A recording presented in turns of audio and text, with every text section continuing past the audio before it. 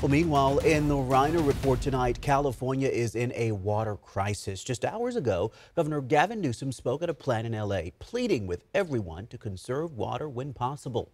ABC 10's Morgan Rynor covers all things politics. She's live in the newsroom tonight.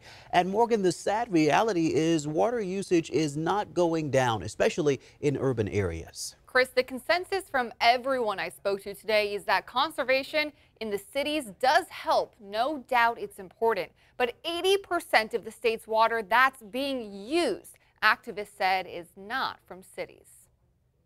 Meteorologist Rob Karlmark has some good and bad news for you. Compared to last year, we're slightly better if you look at the U.S. Drought Monitor. However, we're still not in great shape, not at all. This is the map from the U.S. Drought Monitor. The big problem with this year is that we didn't get barely any storms, not only for Southern California, but for Northern California, and that leaves the whole state in a drought. And dry season is just getting started. Governor Newsom asked California households to reduce water usage by 15%. In fact, the opposite happened. Compared to this time last year, they're looking at right around 19% of increased water use. Community Water Center, a nonprofit that works directly with small rural communities of color to get clean drinking water, said the households they work with are already conserving as much water from their private wells as possible.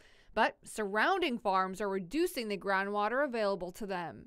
There are these bigger issues that we need to be addressing, like who is using most of the water. Agriculture and deepening your well to compete for more water. It's $30,000 minimum.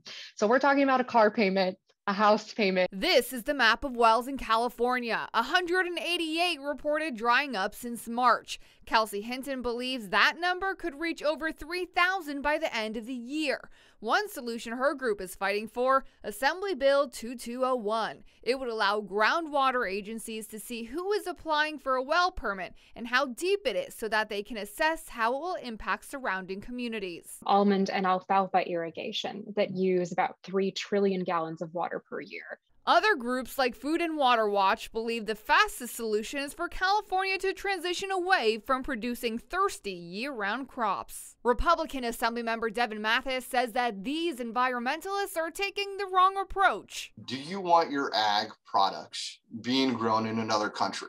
Yes or no? Do you want the same environmental standards, the same labor standards, the same protections that we put into our food that's grown here in the U.S.? Californians' almond industry is worth billions of dollars, so it's going to be a hard battle for them to try and transition away from that.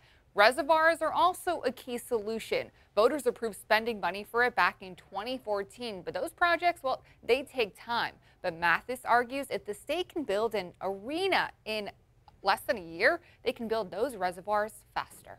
It is a big topic, Morgan. It's something we're going to be following. Thank you.